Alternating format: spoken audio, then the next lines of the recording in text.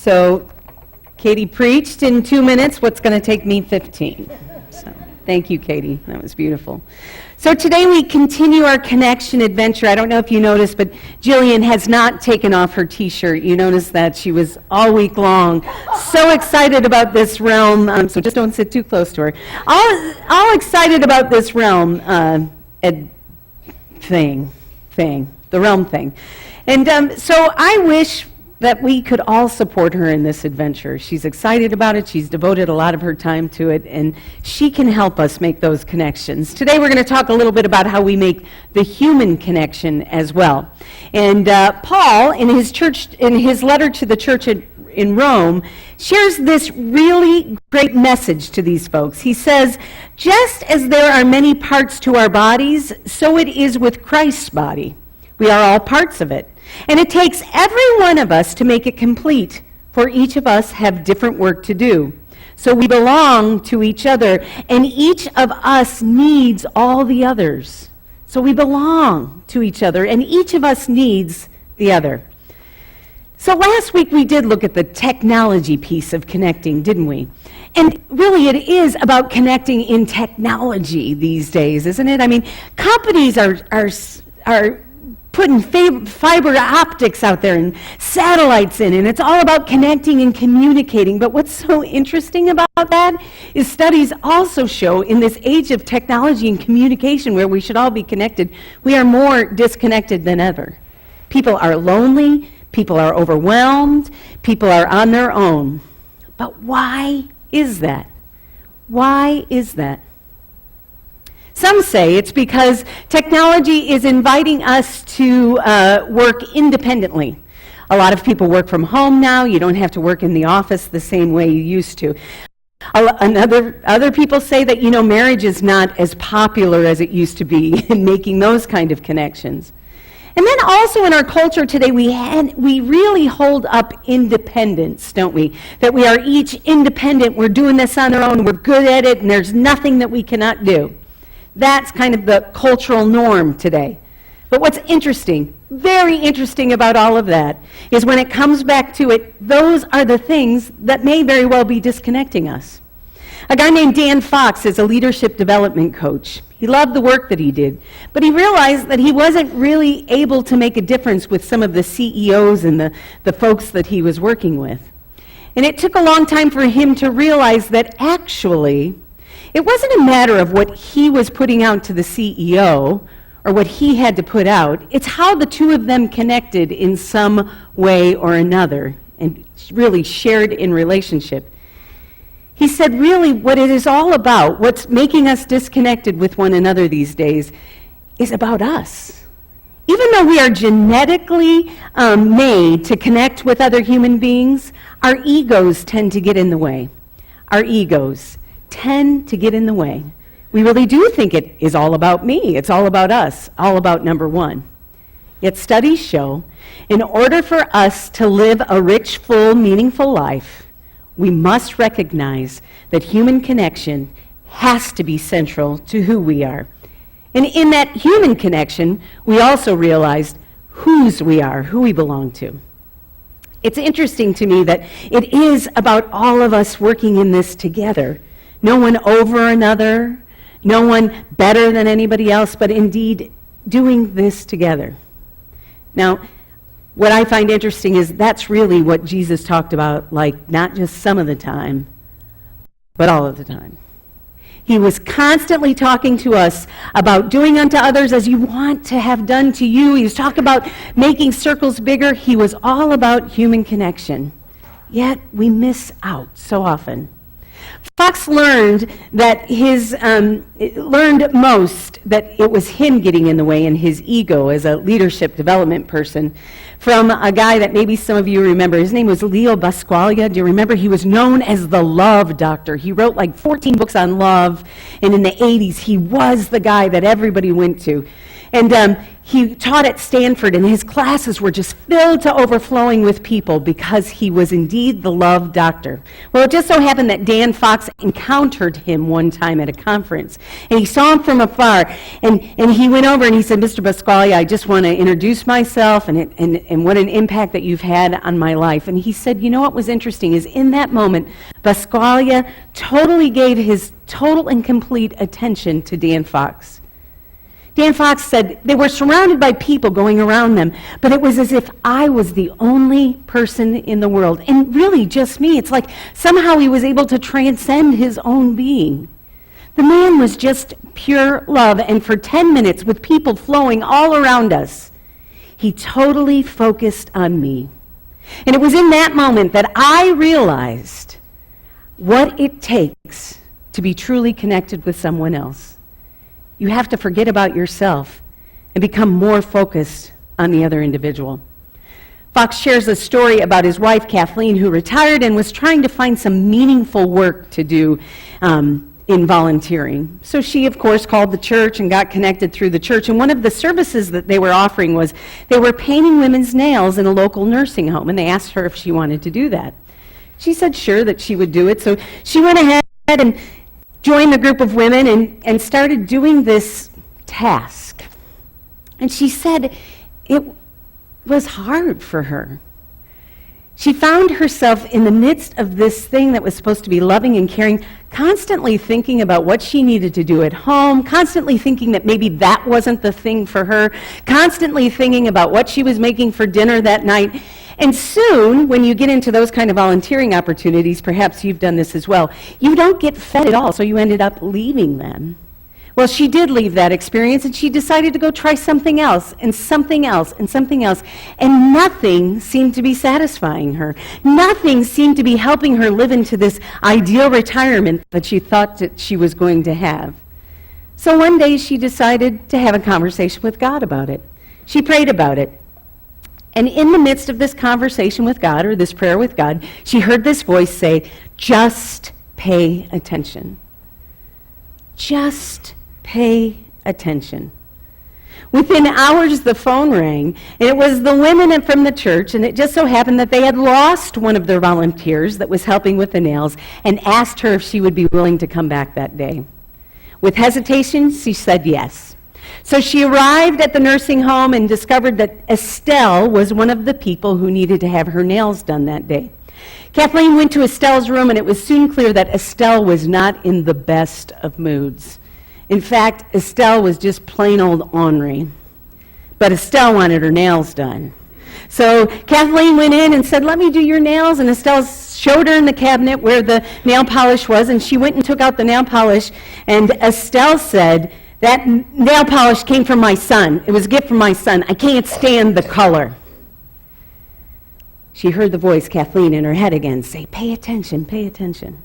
Kathleen looked at the nail polish, and then suddenly in her head, she saw this son, this man, going down the nail polish aisle and figuring out what nail polish he wanted to buy for his mother.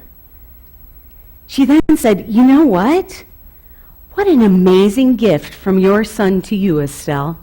I mean, think about it. Your son had to not only go down the aisle, but he had to take some time to think about it, and he had to pick out this color. And let me tell you, Estelle, this is one of the hottest, greatest colors around today.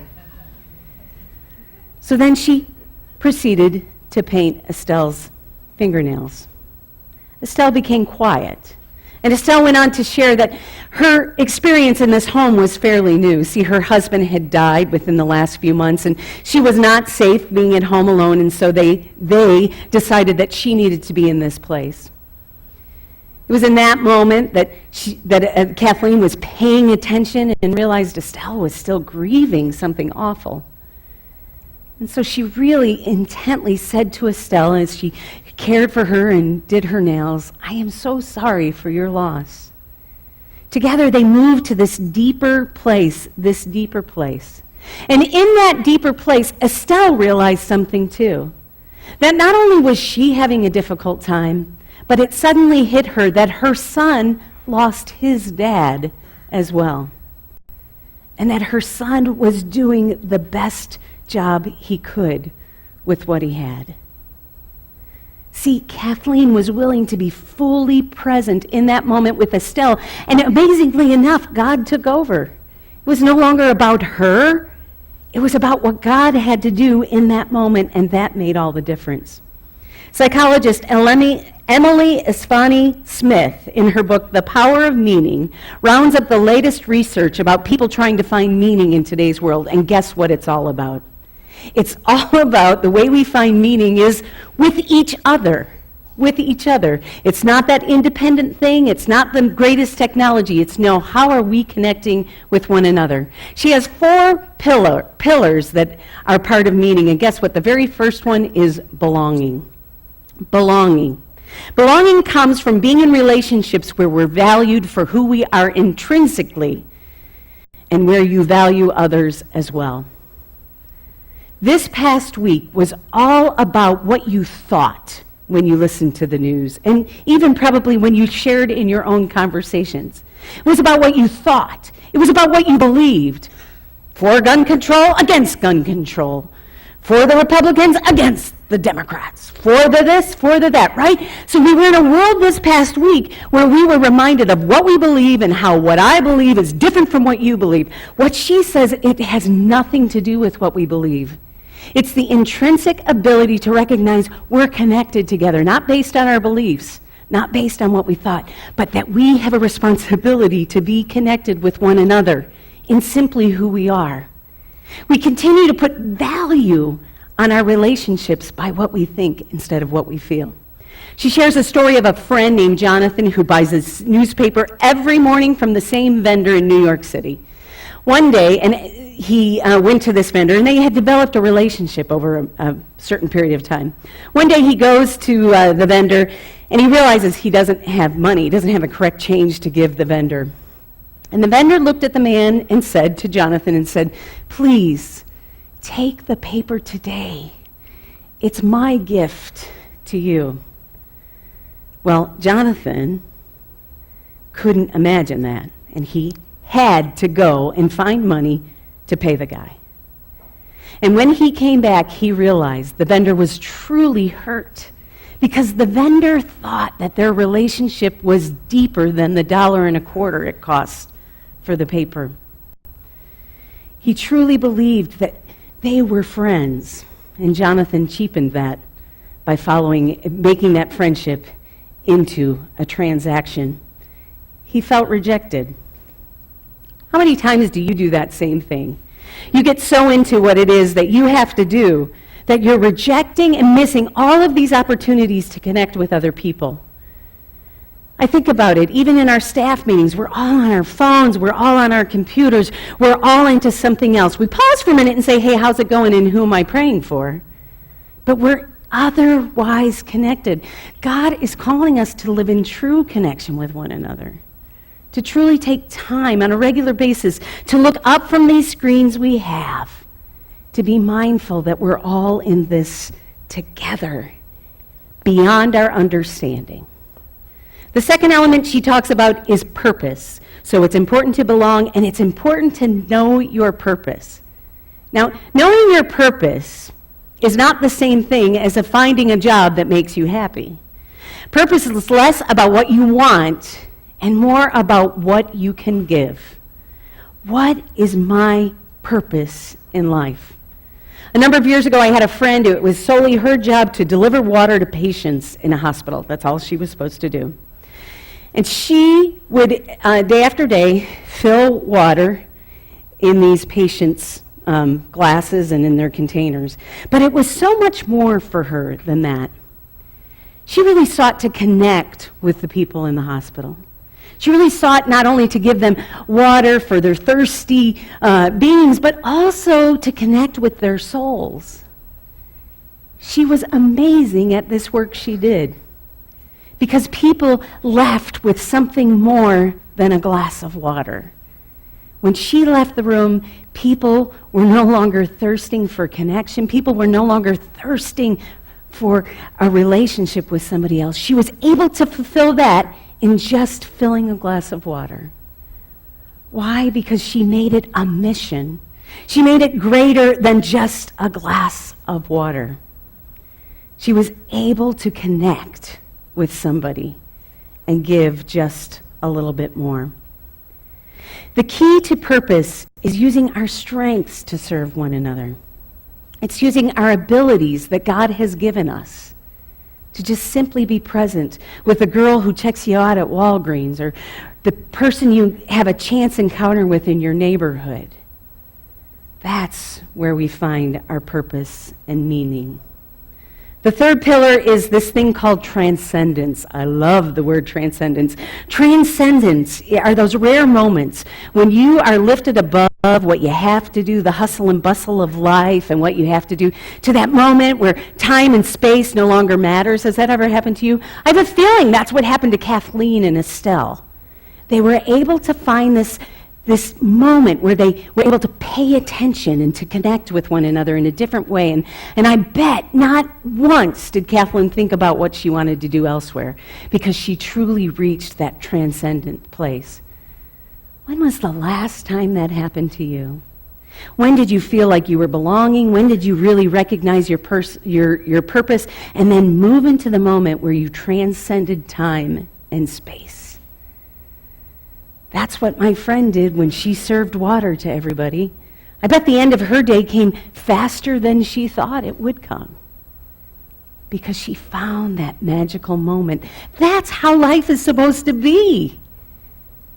Transcendent, losing time and space by giving, loving, caring, and knowing our purpose. Smith tells of a story, a study actually, that was done with college students. College students were directed to look up at these 200 feet tall eucalyptus trees for 1 minute. For 1 minute. And what they found after the students did that was that they were less self-centered after just a minute, that they behaved more generously towards one another, and that when given the chance, they would help someone. Wouldn't it be great if we all left here today and decided to do this? Well, not while you're driving, please, but just look at a tree for a minute and, hey, let God go to work. Let God transcend that minute and make it 5 and you never even know the difference. I think that's pretty exciting, that kind of spiritual transcendence is available each and every day. Finally, the last thing that Smith recommends is that we are aware of our storytelling, because everyone has a story to tell. Katie shared her story just a moment ago so beautifully. Didn't you feel like you were there at the bus stop? Didn't you feel like your life was changed because she had a willingness to share that story with you? See, we're all narrators. We're all figuring out this life, and we're sharing our story with one another every day. But do you know what our tendency is? Our tendency is not indeed to look at what's working in the story, but our tendency is to kind of write these mediocre narratives to our life. I don't believe that God is calling us to a mediocre life. God is calling us to an abundant life. And it's how we share our story that makes all the difference in the world. And time again, you will find that God will take a bad situation, redeem it, and bring goodness out of it. If you look back at your life, something tells me if you see the stories of your life that look like they're bad and that you've been telling everybody they're bad, that God has somehow redeemed that story and brought goodness into the world from it. It's a young man named Emeka Naka.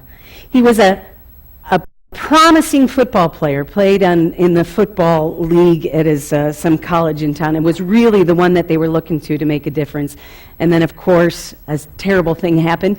He was in an accident, it severed his spinal cord, and the guy would never play football. For a long time, his story was, I could have been something, I could have had a really good life, it could have been everything. And he became bitter, he became angry, and he became overwhelmed. It was only when Emeka took that story and changed it. See, his story changed from that to, I was going to be a football player. I was self-centered. I partied a lot. I had no purpose and meaning in life. Today, I talk to kids. I have an opportunity to share my story, my life with kids. and I have found my true purpose and meaning in life. That, my friends, is a story of redemption and new beginnings, and we all have them. As you leave this place here today, be mindful. Who do you belong to? Who is your tribe? We are all in this tribe together. What is your purpose in life? Not what you're getting, not at the paycheck, not at the end of the paycheck, but what do you give that gives purpose and meaning to your life? Ask God to work in your life so that you can transcend time and space to share in a spiritual energy that will transform the world. And then finally, take a look at your story, and be mindful that God is taking negative, poor experiences in your life, redeeming them, and bringing goodness into the world. Friends, we're all in this together. Perhaps now is the time we need to start listening to those little voices and let those little voices, the voice of God, kind of transform our lives in some way, just as these little voices are transforming the lives of these people.